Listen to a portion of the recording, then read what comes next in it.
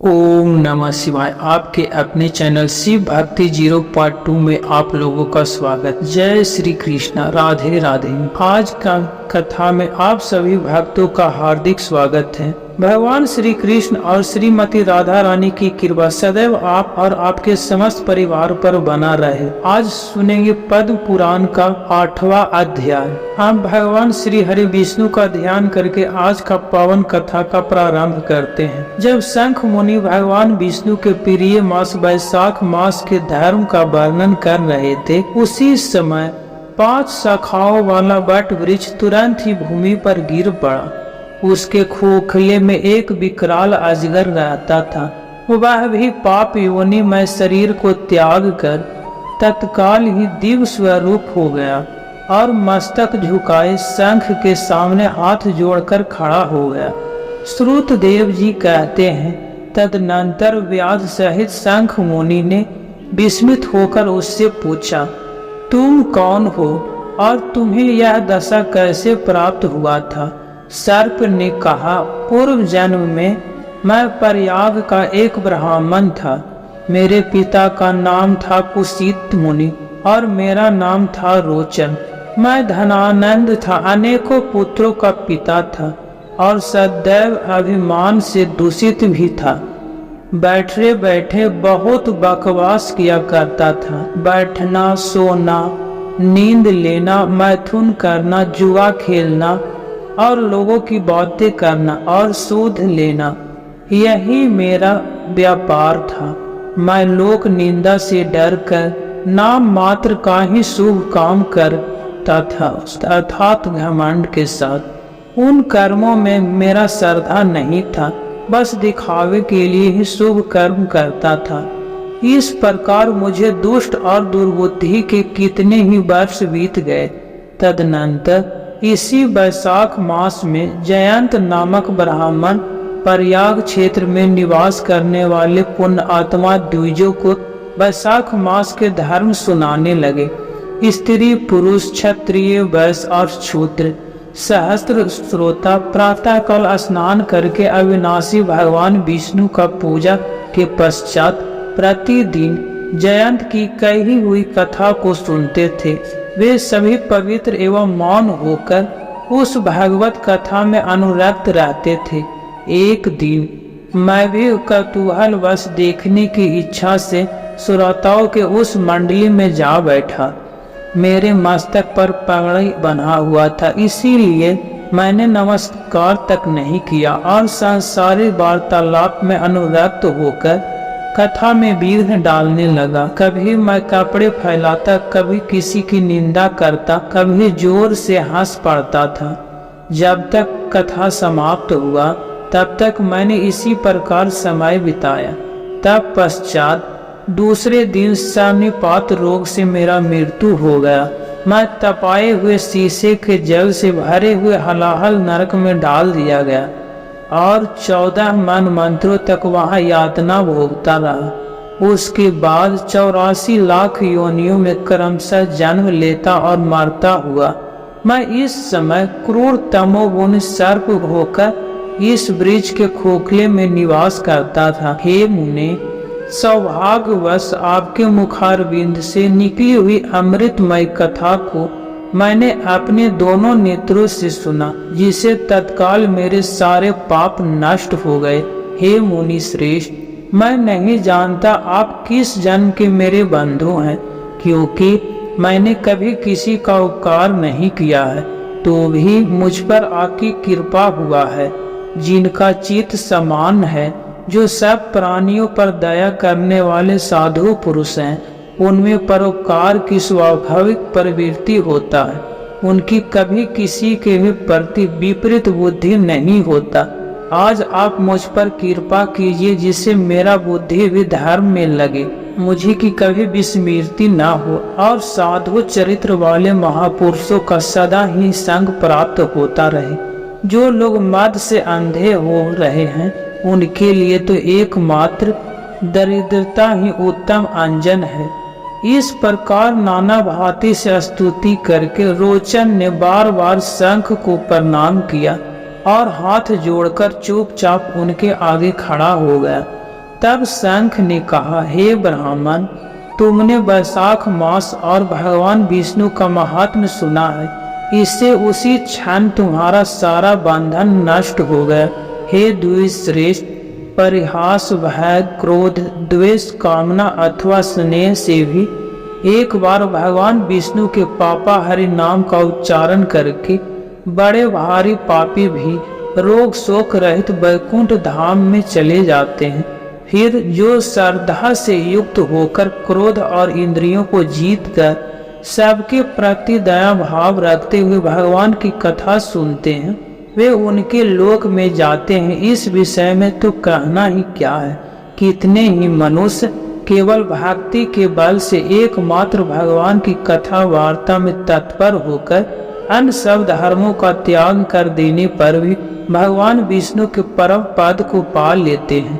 भक्ति से अथवा द्वेष आदि से भी जो कोई भगवान की भक्ति करता है, वे भी प्राण हारनी पूतना की भांति परम पद को प्राप्त होते हैं।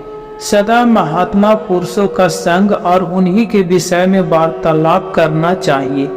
रचना शिथिल होने पर भी जिसके प्रत्येक श्लोक में भगवान के सूर्य सूचक नामक है, वही वाणी जन समुदाय की पाप राशि का नाश करने वाला होता है। क्योंकि साधु पुरुष उसी को सुनते, गाते और कहते हैं। जो भगवान किसी से कष्ट साधे सेवा नहीं चाहते, आसन आदि विशेष उपकरणों की इच्छा नहीं रखते तथा सुंदर रूप और जवानी नहीं चाहते, अपितु एक बार भी स्मरण कर लेने पर अपना परम प्रकाशमय वैकुंठ धाम दे डालते हैं, उन दयालु भगवान को छोड़कर मनुष्य किसकी शरण में जाए। उन्हीं रोग शोक से रहित चित्त द्वारा चिंतन करने योग्य अव्यक्त दया निधान भक्त वत्सल भगवान नारायण की शरण में जाओ। हे महामते, वैशाख मास में कहे हुए इन सब धर्मों का पालन करो। उससे प्रसन्न होकर भगवान जगन्नाथ तुम्हारा कल्याण करेंगे। ऐसा कहकर शंख मुनि व्याध की ओर देखकर चुप हो रहे। तब उस देव पुरुष ने पुनः इस प्रकार कहा, हे मुने, मैं धन्य हूँ। आप जैसे दयालु महात्मा ने मुझ पर अनुग्रह किया है। मेरी कुत्सित योनि दूर हो गया। अब मैं परम गति को प्राप्त हो रहा हूँ। यह मेरे लिए सौभाग्य की बात है। यूं कहकर दिव्य पुरुष ने शंख मुनि की परिक्रमा किया तथा उनकी आज्ञा लेकर वह दिव्य लोक को चला गया। तदनंतर शाम हो गया। व्याध ने शंख को अपनी सेवा से संतुष्ट किया और उन्होंने शाम काल की संधि उपासना करके शेष रात्रि व्यतीत किया। भगवान के लीला अवतारों की कथा वार्ता द्वारा रात व्यतीत करके शंख मुनि ब्रह्म मुहूर्त में उठे और दोनों पैर धोकर मौन भाव से तारक ब्रह्म का ध्यान करने लगे। तब पश्चात शौच आदि क्रिया से निर्वृत्त होकर वैशाख मास में सूर्योदय से पहले स्नान किया और संध्या दर्पण आदि कर्म समाप्त करके उन्होंने हर्ष युक्त हृदय से व्याध को बुलाया और उससे बुलाकर राम इस 2 अक्षर वाले नाम का उपदेश दिया, जो वेद से भी अधिक शुभ कारक है। उपदेश देकर इस प्रकार कहा, भगवान विष्णु का एक एक नाम भी संपूर्ण वेदों से अधिक महत्वशाली माना गया है। ऐसे अनंत नामों से अधिक है भगवान विष्णु का सहस्त्र नाम। उस सहस्त्र नाम के समान राम नाम माना गया है। इसलिए हे व्याध, तुम निरंतर राम नाम का जाप करो और मृत्यु पर्यंत मेरे बताए हुए धर्मों का पालन करते रहो। इस धर्म के प्रभाव से तुम्हारा वाल्मीकि ऋषि के धर्म जन्म होगा और तुम इस पृथ्वी पर वाल्मीकि नाम से प्रसिद्ध होगे।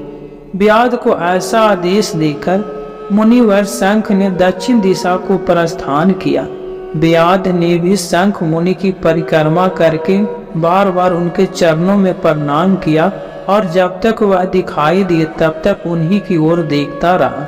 फिर उसने अति योग वैशाखों धर्मों का पालन किया। जंगली कैद, कटहल, जामुन, आम आदि के फलों से राह चलने वाले थके मांदे पथिकों को वह भोजन कराता था। जूता, चंदन, छाता, पंखा आदि के द्वारा तथा बिछावन, छाया आदि की व्यवस्था से पथिकों को परिश्रम और पसीने का निवारण करता था। प्रातः काल स्नान करके दिन रात राम नाम का जाप करता था। इस प्रकार धर्मानुष्ठान करके वह दूसरे जन्म में वाल्मीकि का पुत्र हुआ और उस समय वह महायशस्वी वाल्मीकि के नाम से विख्यात हुआ। उन्हीं वाल्मीकि जी ने अपने मनोहर प्रबंध रचना द्वारा संसार में दिव्य राम कथा को प्रकाशित किया, जो समस्त कर्म बंधनों का उच्छेद करने वाला है। हे मिथिलापति, देखो वैशाख का महत्व कैसा ऐश्वर्य प्रदान करने वाला है, जिससे एक व्याध भी परम दुर्लभ ऋषि भाव को प्राप्त हो गया। यह रोमांचकारी उपाख्यान सब पापों का नाश करने वाला है। जो मनुष्य इसे सुनता और सुनाता है वह पुनः माता के स्तन का दूध पीने वाला नहीं होता, अर्थात उसका पूरा जन्म नहीं होता, मोक्ष को प्राप्त हो जाता है। हरे कृष्णा। आज का कथा यहीं पर समाप्त करता हूँ। इसके आगे का अध्याय आप कल की कथा में सुनेंगे। आज का कथा आपको कैसा लगा कमेंट बॉक्स में जरूर बताइए। अगर आपको कथा पसंद आता है तो वीडियो ज़्यादा से ज़्यादा शेयर किया कीजिए और कमेंट बॉक्स में राधे राधे जरूर लिखिए। अब आप सुनेंगे श्री नारायण कवच। जो मनुष्य श्री नारायण कवच प्रतिदिन सुना करते हैं, शास्त्रों के अनुसार उनकी रक्षा स्वयं भगवान श्री हरि विष्णु किया करते हैं। तो पूरे श्रद्धा भाव से श्री नारायण कवच को जरूर सुनना चाहिए। श्री नारायण कवच। भगवान श्री हरि गरुड़ जी की पीठ पर अपने चरण कमल रखे हुए हैं। अनिमा आदि 8 सीधियां उनकी सेवा कर रही है और 8 हाथों में शंख, चक्र, ढाल, तलवार, गदा, बाण, धनुष और फंदा धारण किए हुए वे ही ओमकार स्वरूप प्रभु सब प्रकार से सब ओर से मेरी रक्षा करे।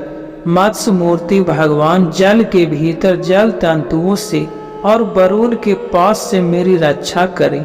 माया से ब्रह्मचारी रूप धारण करने वाले वामन भगवान स्थल पर और विश्व रूप श्री त्रिविक्रम भगवान आकाश में मेरी रक्षा करें।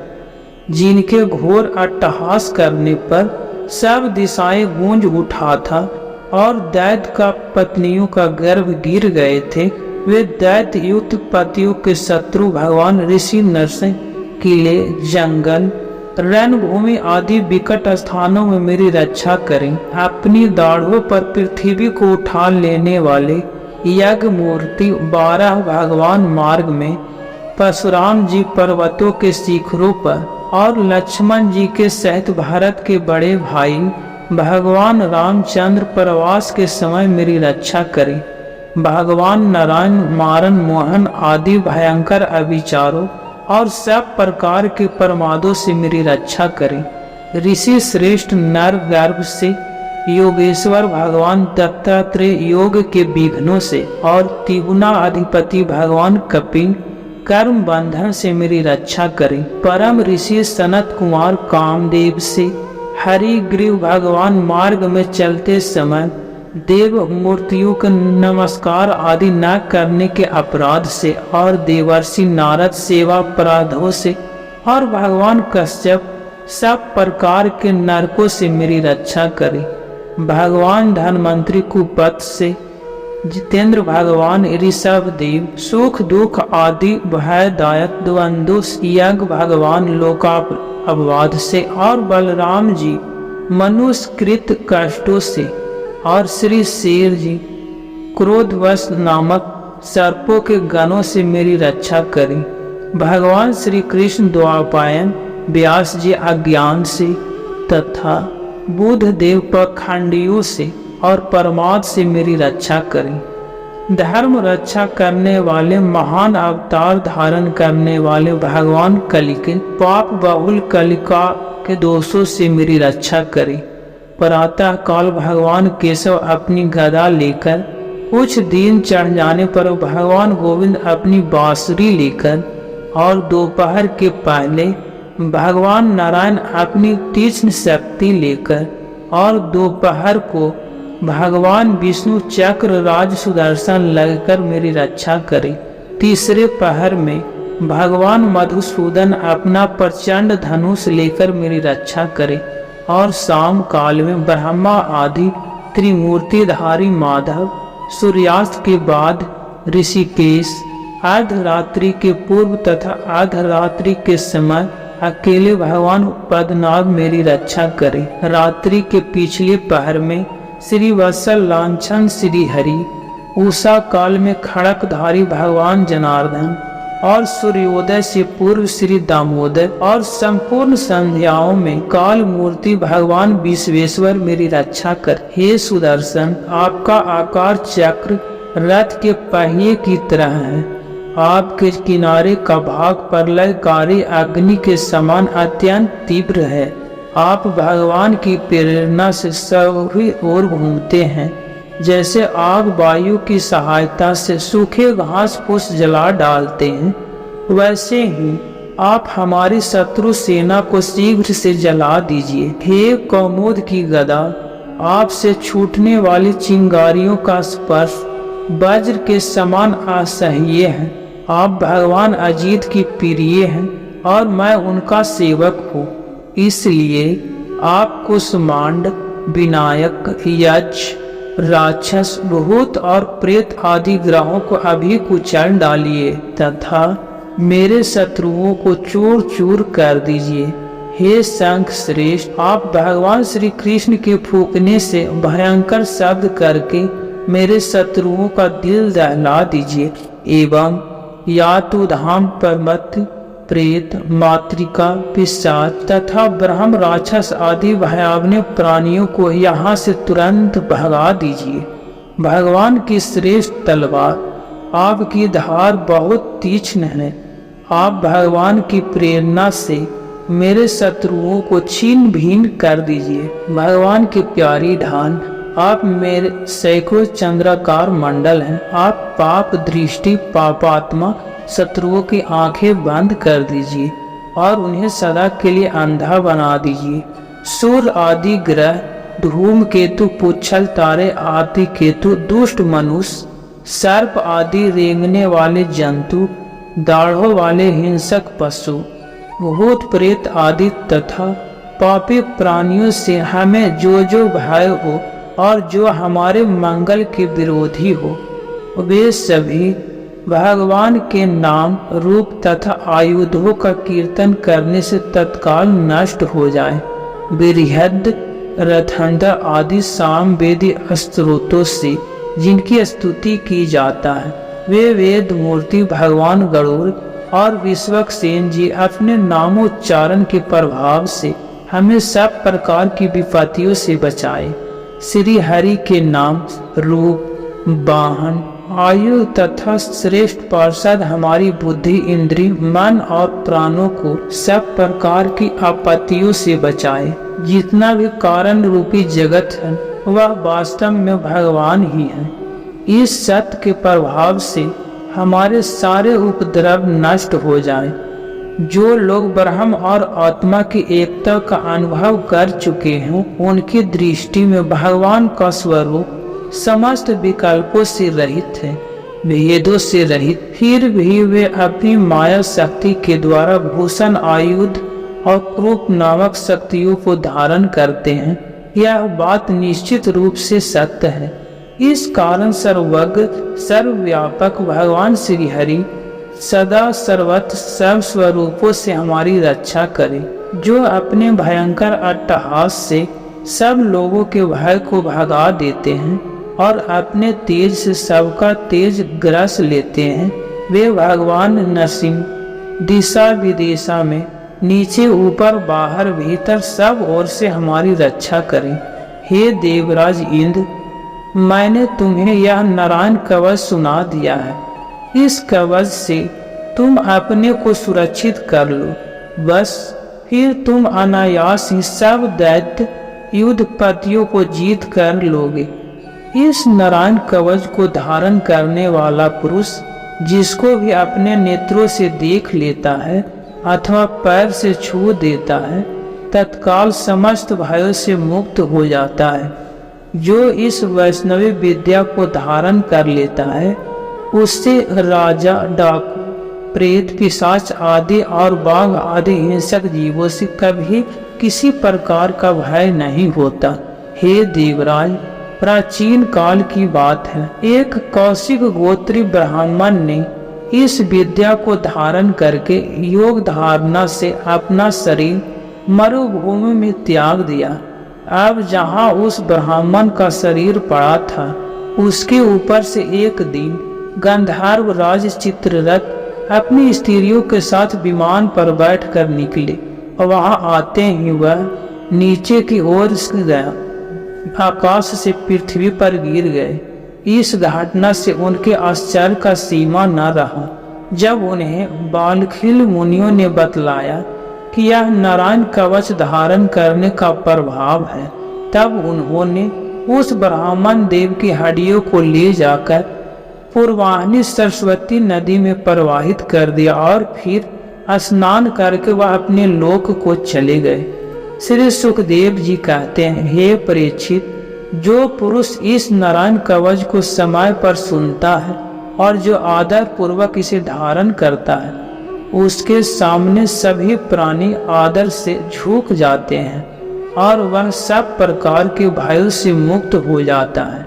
हे परीक्षित, सतकृत इंद्र ने आचार्य विश्वरूप जी से यह वैष्णवी विद्या प्राप्त करके रणभूमि में असुरों को जीत लिया और वह त्रिलोक के लक्ष्मी का उपभोग करने लगे। श्री नारायण कवच संपूर्ण हुआ। इस वीडियो को बोलते समय कोई त्रुटि हो तो मैं क्षमा चाहता हूँ। उम्मीद है आप सभी लोगों को यह कथा अच्छा लगा होगा। यदि आप दिल से श्री कृष्ण भगवान को मानते हैं तो चैनल को सब्सक्राइब और वीडियो को लाइक करके कमेंट में जय श्री कृष्ण लिख दीजिए।